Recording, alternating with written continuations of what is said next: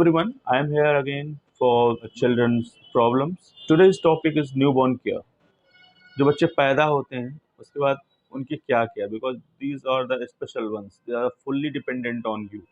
आप उनकी केयर करना है, उनकी फीडिंग करना है, उनको एक ऐसा एनवायरनमेंट क्रिएट करना है ताकि उनको कोई भी hurt, because these are the most delicate creature of the God.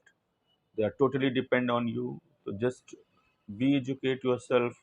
आपको वो सब चीज़ें पता होनी चाहिए कि आपके अंदर वो चीज़ें, आपको इस चीज़ का नॉलेज होना चाहिए कि कौन सी चीज़ मेरे बच्चे के लिए फ़ायदेमंद है और कौन चीज़ नहीं फ़ायदेमंद. तो specially is a very good time when the person the little ones comes to your family.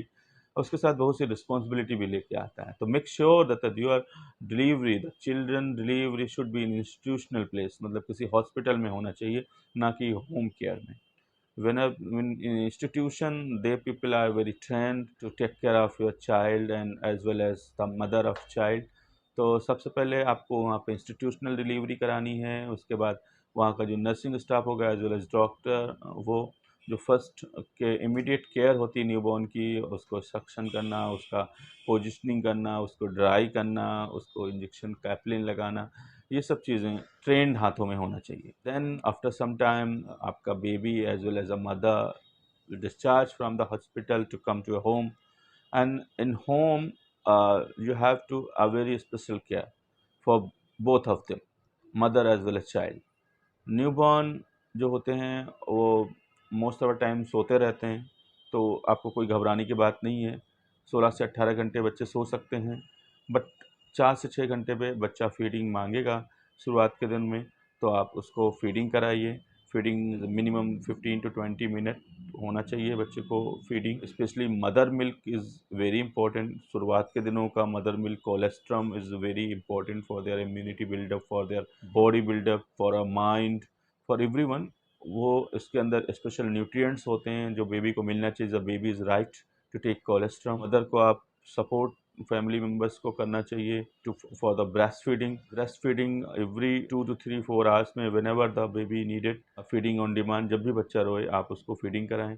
Adequate feeding का यही है कि बच्चा 15 से 20 मिनट पिए, उसके बाद 2 ढाई घंटे सोए बच्चा, फिर उसके बाद मांगे. 4 से 6 बार बच्चे को पेशाब होनी चाहिए. This a sign for effective lactation in a mother. उसके अलावा और क्या केयर कर सकते हैं बेबी की? Baby should be in the mother lap. And बहुत से बाहर के लोग उसको ना लें क्योंकि बाहर से इन्फेक्शन आ सकता है ज़्यादातर लोगों के हाथों से. Hand wash is very important for care giver. And the second thing कि बच्चा मोस्टली फीडिंग करने के बाद, जैसे ब्रेस्ट मिल्क पीने के बाद, उसको बर्पिंग कराना, मतलब कंधे पे रखना, ऐसे करके अपने बच्चे को रखना है 20-30 मिनट, जब तक वो डकार ना ले ले.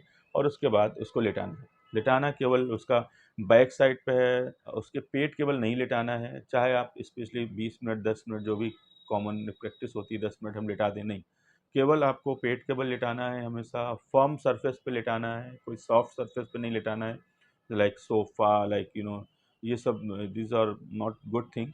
मैट्रेस पे लिटाना है, बैक साइड लिटाना है, आसपास कोई सॉफ्ट टॉय नहीं हो, आसपास कोई सॉफ्ट पिलो या ऐसी कुछ ना हो जिससे बच्चे का अगर घूम घाम के वहाँ पे दब जाए तो. And specially when ever you cover your baby, तो आपका जो ब्लैंकेट हो वो बेबी के चेस्ट तक हो. It should not cover babies head and mouth during sleep. तो ये सब चीज़ें हैं जिससे आप अपने बच्चे को इफ़ेक्टिव केयर कर सकते हैं. एंड स्पेशली वार्म, जिस टेम्परेचर पे आप कंफर्टेबल हैं उस टेम्परेचर पे अपने बेबी को रखो. Not very hot, not very cold, बस मीडियम टेम्परेचर जिसमें हम कंफर्टेबल हैं. Baby should be cover 1 layer extra and it will okay for baby also. तो ब्रेस्ट फीडिंग इम्पॉर्टेंट है, हाइजीन इम्पॉर्टेंट है, specially mother and specially care giver, because this time baby has very this immunity are very low. तो आपको उसका hygiene का ख्याल रखना है, उसका इम्यूनाइजेशन का ख्याल रखना है. Hospital as well as the paediatrician give you the card during child birth, and according to time table you should visit there, either in government facility or private facility. You have to vaccinate your child for all the problems like diseases, like tuberculosis, like infection, like pneumonia. All the vaccination are available. You should take care of your child. And the third is कुछ बच्चे जो होते हैं वो बहुत रोते हैं, specially in evening period में या नाइट में।